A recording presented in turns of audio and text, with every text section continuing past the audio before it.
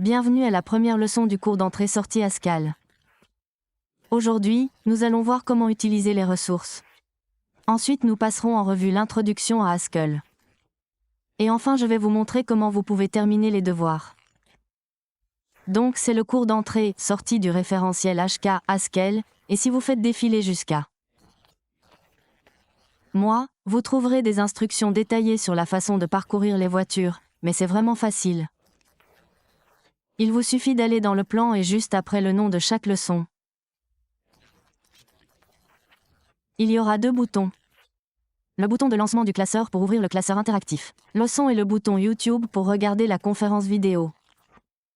Vous remarquerez peut-être que toutes les leçons n'auront pas les boutons. C'est parce qu'ils n'ont pas encore été publiés, mais si vous continuez à faire défiler, vous rencontrerez des points d'arrêt lorsque tout ce qui est nécessaire pour utiliser une certaine technologie. Marlowe dans ce cas, a été couvert, donc si votre objectif était d'utiliser Marlowe, tu es prêt à partir, sinon tu peux continuer. Ok, alors ouvrons le premier interactif. Leçon.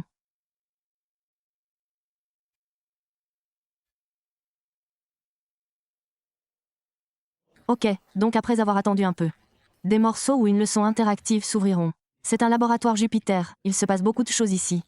Mais vous êtes ici pour apprendre le Haskell, et pour cela vous n'avez pas besoin d'en savoir beaucoup sur Jupyter. Le fichier entier et la conférence, vous pouvez le lire comme n'importe quel autre contenu textuel. Mais ce qui est cool, c'est que nous pouvons exécuter du code Haskell à l'intérieur. Par exemple, il s'agit d'une cellule de démarque et il s'agit d'une cellule de code. Si nous sélectionnons un code self et tapons Shift-T, Jupyter compilera et exécutera l'appel pour nous et affichera le résultat sous la cellule. De plus, vous êtes libre de modifier le contenu et de exécuter le code autant de fois que vous le souhaitez. Comme ça. Mais gardez à l'esprit que cet environnement est à des fins d'apprentissage et une fois que vous fermez l'onglet, chaque changement sera perdu. Ok, nous sommes prêts pour l'introduction à Haskell. Voici les grandes lignes. Nous commencerons par la programmation fonctionnelle. Effets explicites, syntaxe de base, système de type Haskell. Et nous terminerons en expliquant pourquoi il n'est pas toujours mauvais d'être paresseux. À la fin, je nommerai quelques outils courants, mais j'expliquerai uniquement GHC. Alors, qu'est-ce que le Haskell? Nous passerons en revue chaque propriété de Haskell individuellement, et répondez à cette question à la fin du cours. Haskell est un langage de programmation fonctionnelle. Dans les langages de programmation fonctionnelle, les définitions de fonctions sont trois expressions qui mappent des valeurs à d'autres valeurs. Emballons ça. Ok, donc les fonctions sont quelque chose que la carte. Valeur à d'autres valeurs. Il y a des entrées et il y a des sorties. Donc ce quelque chose est un arbre d'expression. Alors qu'est-ce qu'une expression? Eh bien, la variable x peut être une expression. L'opération plus peut être une expression, le nombre 1. La corde, bonjour, elle est censée dire bonjour. Une autre fonction peut être une expression. Et nous pouvons combiner cela en quelque chose de plus complexe. Expression et ensuite nous pouvons les recombiner en des éléments encore plus complexes. Expression.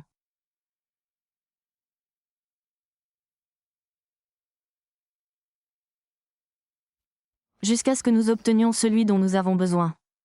Donc c'est ça, les fonctions sont quelque chose qui prend une entrée et produit une sortie et ce quelque chose est un arbre d'expression. Ok, alors que faisons-nous avec ces fonctions? Eh bien, nous créons des programmes et les programmes sont construits en appliquant et en composant ces fonctions. Voyons ce que signifie la fonction de composition. Donc la composition de fonctions est l'acte de pipelining. Le résultat d'une fonction à l'entrée d'une autre. Créer une fonction entièrement nouvelle. Comme la composition de fonctions habituelles en mathématiques. Le résultat de chaque fonction est passé en argument de la suivante. Et le résultat du dernier est le résultat de l'ensemble. Nous avons donc une fonction. Celui qui prend. Une entrée qui est quelque chose et qui produit.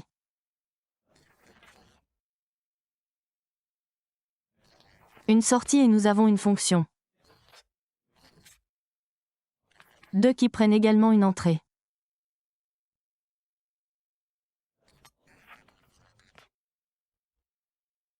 Fait quelque chose et produit un résultat.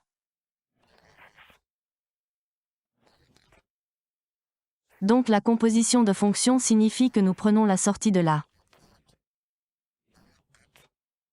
première fonction et nous la passons en entrée de la seconde. 1. Créant ainsi une nouvelle fonction.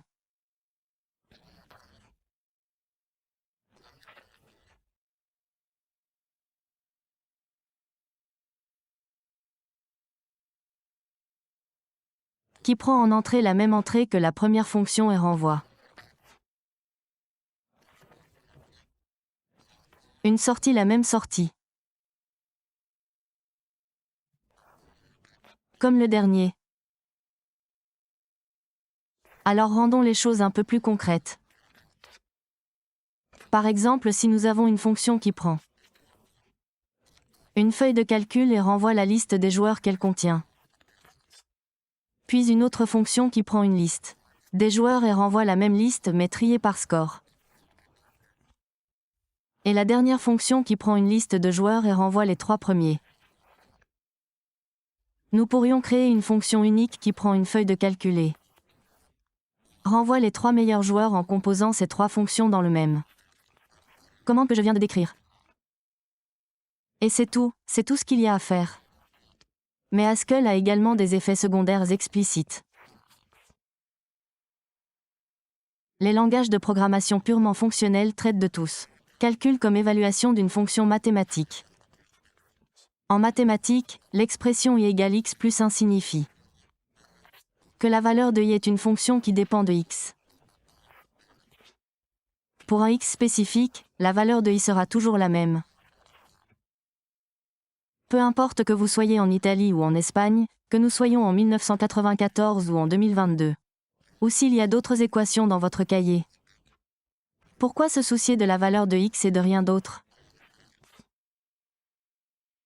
Dans les langages de programmation purement fonctionnels, les fonctions pures ne dépendent que de leur argument. Et n'interagissent avec aucun état global ou local. C'est ce qu'on appelle avoir aucun effet secondaire. Cela signifie que pour une entrée spécifique, une fonction renverra toujours la même valeur à chaque fois. Cela semble être une mauvaise idée parce que vous limitez en quelque sorte ce que vous pourriez faire. Mais si vous y réfléchissez, cela a des conséquences extrêmement pratiques. Par exemple, il vous permet de déduire et de prouver facilement qu'une fonction est correcte dans Haskell. On peut toujours remplacer égal par égal. Cela signifie que si vous avez une définition, vous pouvez remplacer ce que représente la définition dans tout votre code. Et cela fonctionnera toujours de la même manière. Cela rend également votre code beaucoup moins erroné. Et il est plus facile de faire du calcul parallèle et simultané. S'il n'y a pas de dépendance de données entre deux fonctions pures. Ils peuvent être exécutés en parallèle et n'interféreront pas les uns avec les autres. Et la liste continue, il y a maintenant un hic, si la langue est complètement pure. Vous ne pouvez pas interagir avec le monde extérieur parce que le monde extérieur est désordonné. Il y a des erreurs, tout n'est pas parfait. Parfois vous voulez lire un fichier et le fichier est corrompu. Parfois vous voulez obtenir l'heure, et si la même fonction obtient l'heure 2 fois, vous obtiendrez des résultats différents pour la même entrée, vous n'êtes donc pas autorisé à faire cela. Il y a donc beaucoup de contraintes autour du fait d'être complètement pur. Haskell fonctionne comme un langage pur, mais permet des effets secondaires tels que le réseau, la communication, l'entrée, la sortie, etc. En les étiquetant explicitement dans le système de type. C'est ce qu'on appelle avoir des effets secondaires explicites. Ça nous permet d'avoir le cas. Et nous en avons besoin aussi, car nous pouvons raisonner avec notre programme comme un langage pur. Mais nous pouvons aussi interagir avec le monde extérieur et faire des choses qui ne sont pas pures. Vous verrez des exemples concrets dans le futur. Mais gardez à l'esprit que c'est génial. Et avant de continuer avec plus de propriété, plus de côté théorique. Voyons à quoi ressemble réellement le Haskell. Voyons un peu la syntaxe de base. Commenter le code, c'est vraiment facile. Vous pouvez utiliser un double tiret pour commenter le code avec une seule ligne. Ou vous pouvez utiliser des accolades avec un tiret pour ouvrir et fermer les commits multilignes. Haskell est sensible à l'indentation, ce qui signifie que les espaces, les tabulations et les nouvelles lumières sont importants. Le rôle le plus important ici est l'appel qui fait partie de certains. L'expression doit être indentée plus loin que le début de cette expression. Même si cette expression n'est pas l'élément le plus à gauche de la ligne. Revenons au commentaire du code. Et si nous voyons ce code, ce sera une expression. Bien sûr, une autre expression valable, mais imaginez-la. S'il s'agit d'une expression, ouvrir et fermer feront partie de cette expression. Mais les commentaires multilignes ne le seront pas. Continuons. Pascal étant un langage de programmation fonctionnelle, cela signifie que vous allez écrire beaucoup de fonctions, c'est donc par là que nous commençons. Il s'agit d'une expression pour définir une fonction qui vérifie si le nombre est supérieur à 18. Supérieur à 18 est le nom de la fonction. Après le nom de la fonction, nous avons les paramètres de la fonction séparés par des espaces. Dans ce cas, un seul paramètre x. Alors le signe égal indique le début du corps de la fonction et x supérieur à 18 est le corps d'une fonction. Maintenant, pour utiliser cette fonction, nous devons fournir le nom de la fonction, suivi de la valeur du paramètre. Dans ce cas, 3 est plus grand que 18 donc. Il renverra vrai et 3 c'est plus petit donc il renverra faux. Voyons quelques-uns. Plus d'exemples, c'est une fonction qui additionne 6 nombres, nous l'appelons ajouter 6. Nombre rapide, tous les 6 paramètres séparés par des espaces et dans le corps du fonction les additionner. Nous utilisons la fonction en fournissant le nom et en passant tous les paramètres séparés par un espace. On le fait tourner à 45, on peut le changer et le faire tourner à nouveau, à 21, d'accord. Maintenant, c'est une fonction pour calculer le volume d'un cylindre.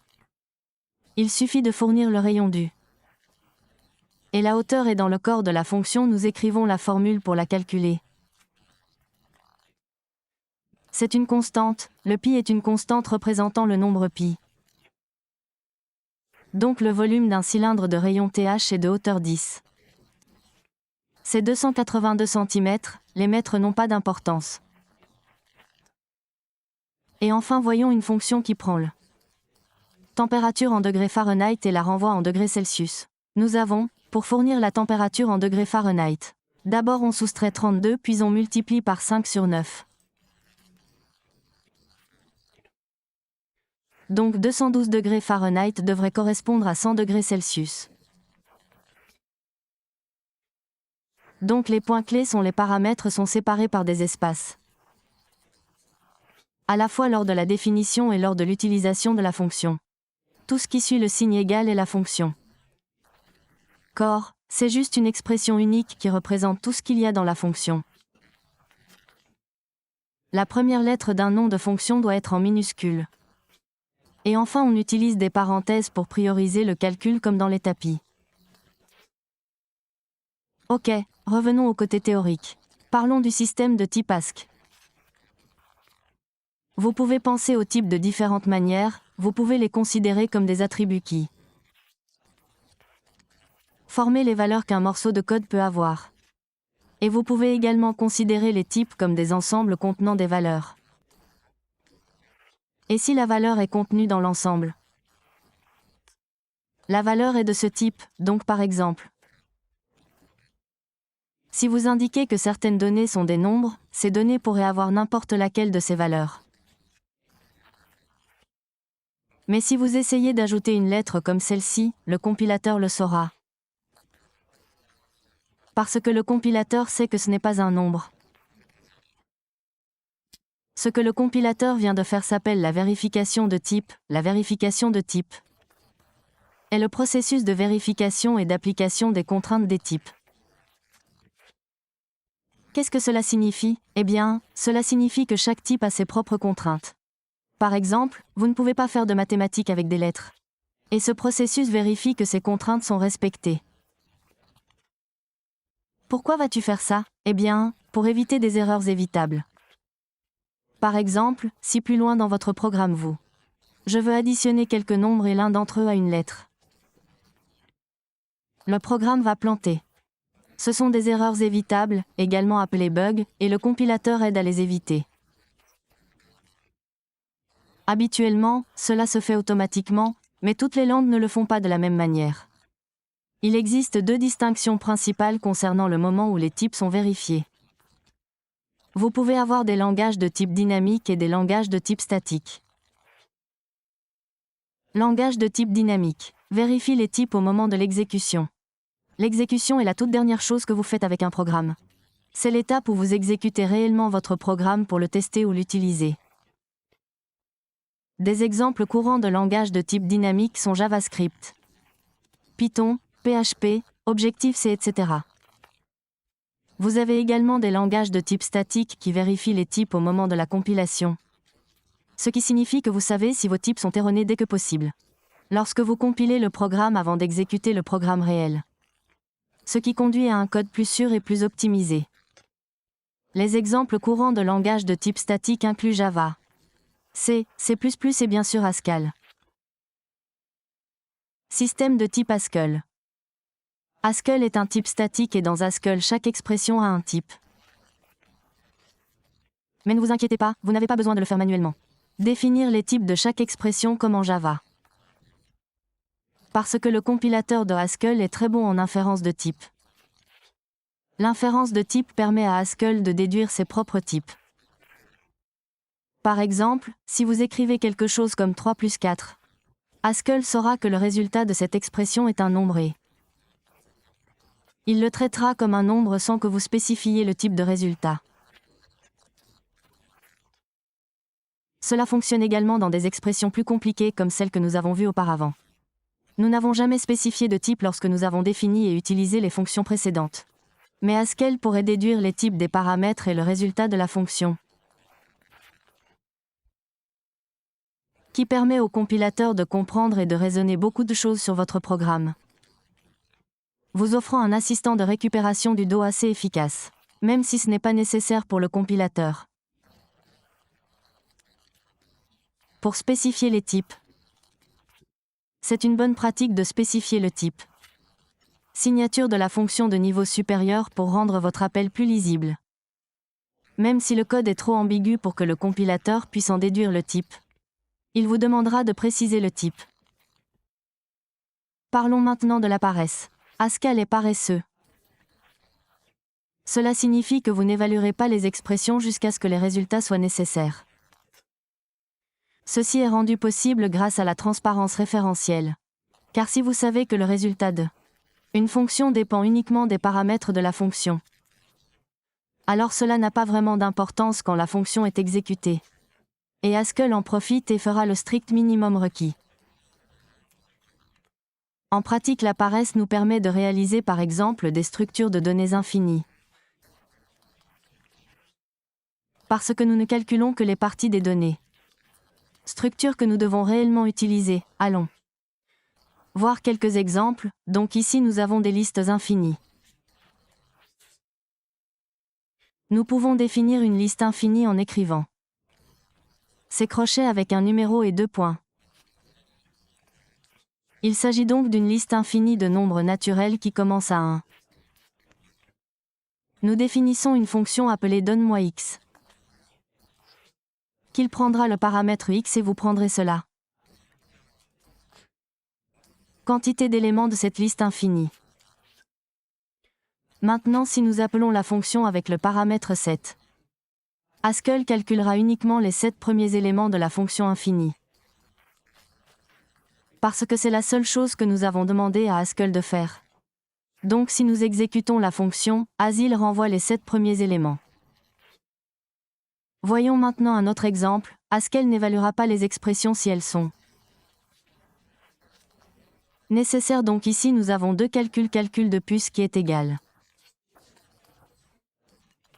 à 7 et un calcul coûteux qui est égal à la somme d'une liste qui va de 1 à 10 millions. Et ces deux points créeront chaque nombre. Entre les deux, nous avons besoin du calcul réel. Maintenant nous avons une condition. Si le calcul bon marché est supérieur à 5 ou si le calcul coûteux est supérieur à 5. Alors imprimez terminé, sinon imprimez ce que vous voulez. Ça n'a pas d'importance car ça ne fonctionnera jamais. Pourquoi ça ne fonctionnera jamais? Car il vérifiera d'abord si le calcul de la puce est supérieur à 5 car c'est le cas. Haskell n'a pas besoin de calculer réellement le calcul coûteux. Cette somme incroyablement importante est vérifiée si elle est supérieure à 5, donc elle ne le sera jamais. Donc si vous exécutez ceci, nous terminons rapidement le calcul. Mais si vous changez par exemple le calcul de la puce. Dans ce cas, le calcul de la puce est supérieur à 5, un seul passage Haskell sera. Il faut réellement calculer des calculs coûteux car cela est nécessaire. Pour comparer si c'est plus grand que 5. Je veux le faire maintenant parce que ça va planter le noyau mais vous pouvez le faire dans la conférence. Alors au final c'est quoi le Haskell? Eh bien, Haskell est un type statique. Langage de programmation paresseux et fonctionnel avec effets et fonctions explicites qui ressemblent à ceci. Les effets paresseux et explicites sont les propriétés les plus uniques de Haskell. Haskell possède d'autres propriétés importantes comme les types de données algébriques, classes de type, inférences de type, polymorphisme, etc. Nous aborderons ce sujet à l'avenir. Leçon maintenant nous répondons à une grande question. Qu'est-ce que Hasa? Mais nous allons juste jeter un coup d'œil rapide à la outil que vous pouvez trouver sur Google à propos de Haskell. Parlons de Caval et de Stack. En apprenant à connaître le Haskell, vous rencontrez souvent les termes Caval et Stack. Ce sont des systèmes de gestion de bibliothèques et de programmes. L'objectif est de rendre extrêmement facile le travail avec les bibliothèques. Dans notre cours, nous utiliserons Cabal, nous expliquerons correctement comment utiliser Cabal dans une étape ultérieure. Mais pour l'instant c'est tout ce que nous allons couvrir à propos de la pile cavalienne. Parce que nous fournissons un environnement réel avec tout ce qui est configuré et réalisé. Et enfin GHC et GHCI. GHC est le compilateur Glasgow Haskell. C'est un compilateur et un environnement interactif pour Haskell. En utilisant GXC, nous ne pouvons pas non plus compiler des programmes et les exécuter comme n'importe quelle autre application. Nous allons écrire le code. Nous les compilons et nous pouvons ensuite utiliser l'application compilée dans notre système. Ou nous pouvons évaluer les expressions Haskell à la volée. En utilisant l'environnement interactif fourni par GHCI. Pour utiliser GHCI, il suffit d'ouvrir le terminal dans le environnement distant GITB que nous avons préparé et taper GHCI. Vous pouvez alors utiliser quelques commandes comme la commande 2.l pour charger des fichiers. De manière interactive et utiliser le contenu pour pouvoir créer une fonction, vous pouvez écrire du code dans un fichier, puis vous pouvez le charger dans GXI et exécuter réellement le fonction et jouer avec elle. Nous allons voir comment faire cela maintenant. La seule chose que nous devons faire est de retourner à la dépôt et ici dans la section à faire les devoirs. Vous cliquez sur le bouton Visual Studio Code et il s'ouvrira un onglet que nous vous demandons. Charger.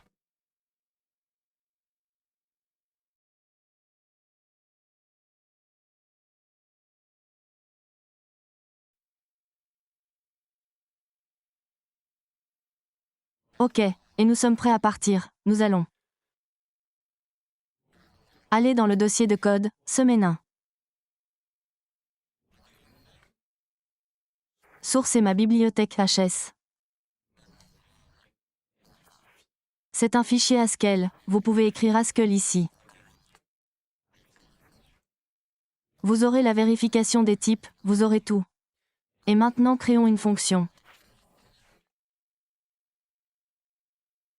C'est les devoirs que tu dois faire. Écrivez une fonction qui prend une valeur multipliée par 3, d'accord. Donc fonction qui prend une valeur et multiplie. Par 3 ici même l'extension Haskell sera. Générer automatiquement la signature de type de la fonction. Ne vous inquiétez pas, nous aborderons le sujet dans les prochaines leçons. Pour l'instant, écrivez simplement la fonction et enregistrez le fichier.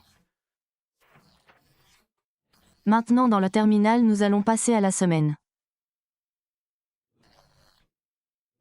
Une source est maintenant que nous sommes dans le même dossier dans ce fichier. Mon fichier à lèvres, nous entrons dans GHCI. Appelez L pour charger le fichier base et le nom du fichier. Mon livre dans ce cas, maintenant le fichier a été chargé. Compiler et charger dans GHCI afin que nous puissions réellement utiliser la fonction que nous venons de définir. Donc on l'utilise func6 et on obtient 18 et c'est tout. C'était toute la première leçon du cours Haskell. Assurez-vous de terminer vos devoirs et je vous verrai dans le prochain.